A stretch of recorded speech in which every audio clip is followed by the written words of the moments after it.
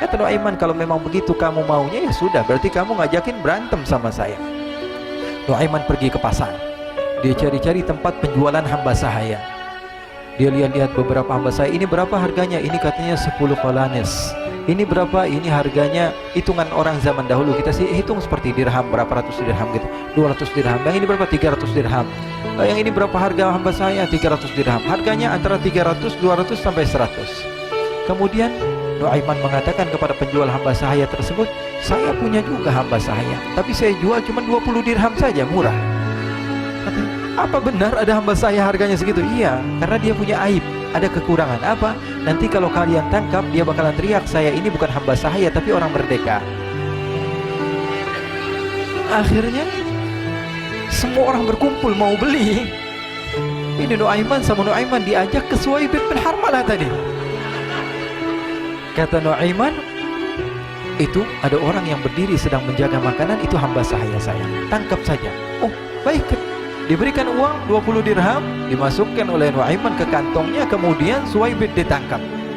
Ketika ditangkap, Suhaib teriak, saya bukan hamba sahaya, saya orang merdeka.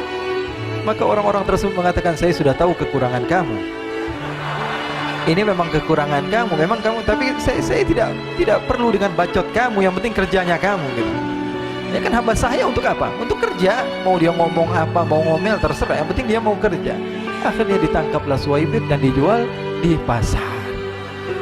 Nuaiman punya uang banyak ini. Dia beli makanan, dia beli minuman, dia beli hadiah buat Rasulullah.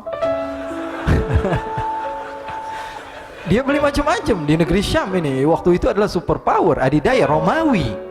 Pada masa itu semua barang mahal, tapi Nuaiman banyak uangnya. Dia belanja ini, belanja itu, sehingga Sayyidina Abu Bakar pun pulang.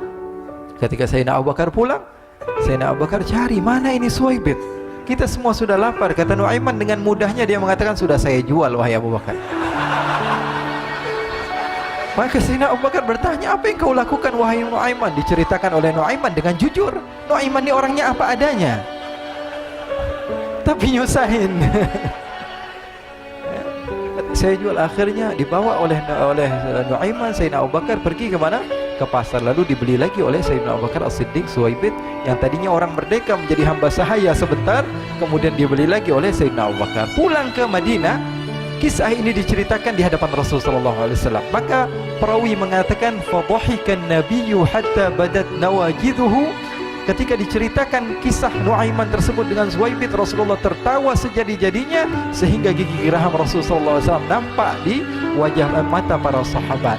Sehingga perawi lain mengatakan, 1 tahun berlalu Rasulullah, setiap ada tamu yang datang pada Rasulullah, Rasulullah akan ceritakan kisah Nuaiman menjual Suhaib tersebut.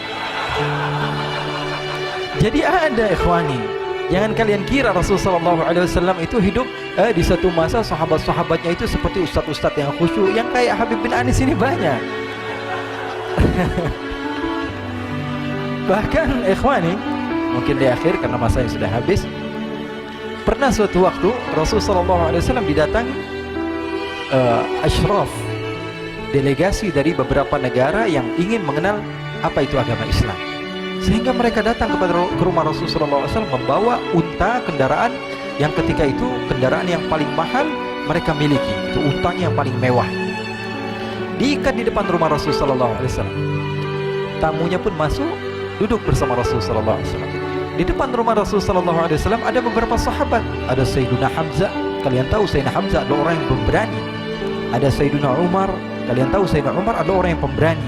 Ada Sayyiduna Ali bin Abi Thalib, ada Sayyiduna Sa'ad bin Abi Waqqas. 4 sahabat ini lagi nongkrong gitu depan rumahnya Rasulullah SAW, berjaga sebelum Allah Subhanahu wa taala turunkan ayat wallahu ya'simuka minan nas. Ketika mereka sedang asyik duduk, tiba-tiba Nuaiman datang. Ini Nuaiman kalau datang pasti bikin sesuatu yang aneh. Bahkan dikatakan tidaklah Rasulullah SAW dalam keadaan bersedih, kecuali Nuaiman datang Rasulullah akan tersenyum. Jadi sebagian sahabat itu senang kalau sudah Nuaiman datang, pasti Rasulullah bahagia. Tapi ketika itu Nuaiman datang, ingin duduk bareng-bareng Sayyidina Hamzah. Sayyidina Hamzah katakan kepada Nuaiman, bercanda begitu, Nuaiman, kamu lihat unta orang datang dari luar Arab ini. Lihat, kata Nuaiman, ini besar banget, ini badannya besar gitu, dagingnya pasti banyak. Iya nih, kalau kita sate enak nih ntar malam, kata Nuaiman. Kata Sayyidina Hamzah, apakah kamu berani? Kata Nuaiman, saya berani aja asal kalian gak bilang sama Rasulullah.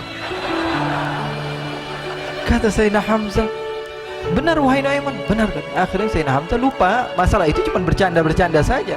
Sayyidina Hamzah lagi asik sama Sayyidina Umar, Sayyidina Ali. Tiba-tiba apa? Ternyata ketika dia melihat unta tersebut sudah pisah antara kepala sama badannya. Nuaiman mengatakan, wahai Hamzah, ini unta saya sudah potong, saya mau pergi sebentar. Kalau Rasulullah cari saya, tolong jangan beritahu di mana saya. Nanti kalau keadaan sudah aman, mari kita nyate bareng-barengan. Ini ada yang seperti itu di zaman Rasulullah SAW. Maka dia pun berlari dan berlari mencari satu tempat supaya Rasulullah SAW dia selamat daripada Rasulullah SAW. Sehingga Sayyidina Hamzah bingung, ini kalau Rasulullah keluar gimana? Ada Hamzah Asadullah, ada Ali bin Abi Thalib, ada Umar, gak bisa jaga kendaraannya, tamunya Rasulullah Sallallahu Alaihi Wasallam.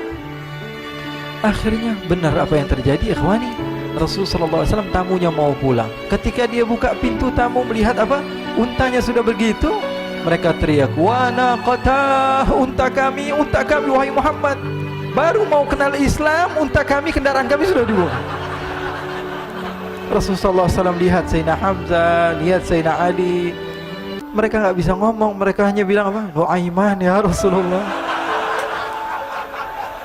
Rasulullah perintahkan Sayyidina Umar, wahai Umar, sekarang kamu ambil uang, kemudian kamu gantikan, kemudian kamu berikan 2 kali lipat daripada harta unta ini, sehingga apa? Agama Islam tidak didengar dengan sesuatu yang tidak baik di luar sana. Akhirnya diberikan harta, diberikan unta yang baru dan diberikan harta yang lebih untuk orang tersebut, sehingga orang tersebut tidak menjelek-jelekan agama Islam. Kata Rasulullah SAW, dan sekarang waktunya kita balas dendam sama Nuaiman. Nuaiman ternyata berlari tempat yang jauh sampai hampir keluar dari kota Madinah. Dia dapatkan seorang sahabat Nabi yang hadir juga dalam peperangan Badar, namanya Al-Miqdad bin Al-Aswad. Siapa namanya? Al-Miqdad bin Al-Aswad ketika itu sedang menggali sumur. Ketika sedang menggali sumur, Nuaiman datang. Nuaiman katakan kepada Miqdad, wahai Miqdad, wahai sahabat Rasul, kamu orang yang hadir dalam peperangan Badar, kamu adalah orang yang hebat. Dipuji-puji sama Nuaiman. Ada maunya ini. Akhirnya dia bilang, wahai Miqdad, tolong saya. Kenapa wahai Nuaiman, kamu ini kekasihnya Rasulullah, orang yang disayang sama Rasulullah. Kenapa? Saya ini sedang dikejar-kejar orang jahat. Tolong selamatkan saya pengen masuk ke dalam sumur, boleh atau tidak? Kata Miqdad, siapa yang mengejar kamu? Pokoknya saya dikejar sama orang-orang. Kamu mau atau tidak selamatkan saya? Ya sudah, selagi kamu itu adalah sahabat Nabi, silahkan kamu masuk. Masuk akhirnya Nuaiman ke dalam sumur tersebut. Lalu Nuaiman mengatakan, wahai Miqdad, dia keluar lagi. Nanti kalau ada yang cari saya, tolong jangan beritahu saya di dalam sumur ya. Kata Miqdad, baiklah. Kata Nuaiman, siapapun yang bertanya tentang saya, kamu tidak akan kasih tahu? Iya, kata. Walaupun Rasulullah yang tanya saya? Katanya, nggak mungkin Rasulullah datang ke tempat sejauh ini. Iya, walaupun Rasulullah. Akhirnya masuk Nuaiman. Setelah beberapa menit, Rasulullah dan rombongan benar datang. Miqdad bingung ini. Ini kenapa Rasulullah datang ke RW kami ini? Ada apa ini Rasulullah sampai sejauh ini? Ditanya, ya Rasulullah, ada apa ya Rasulullah? Kata Rasulullah, saya cari Nuaiman. Di mana Nuaiman? Inna lillah, kata Miqdad. Nggak dijawab ini Rasulullah. Kalau dijawab saya ingkar janji. Akhirnya apa dia katakan? Wahai Rasulullah, mata saya tidak memandang kepada Nuaiman, tapi tangannya nunjuk ke dalam sumur. Sahabat. Apa dia bilang? Mata saya tidak melihat kepada Nuaiman, tapi tangannya nunjuk ke sumur. Akhirnya dibuka sama Rasulullah, Nuaiman muncul. Kata Rasulullah, Nuaiman, kamu bikin malu saya, wahai Nuaiman. Ya Rasulullah, yang bersalah bukan saya, tapi orang yang mencari saya bersama kamu ya Rasulullah.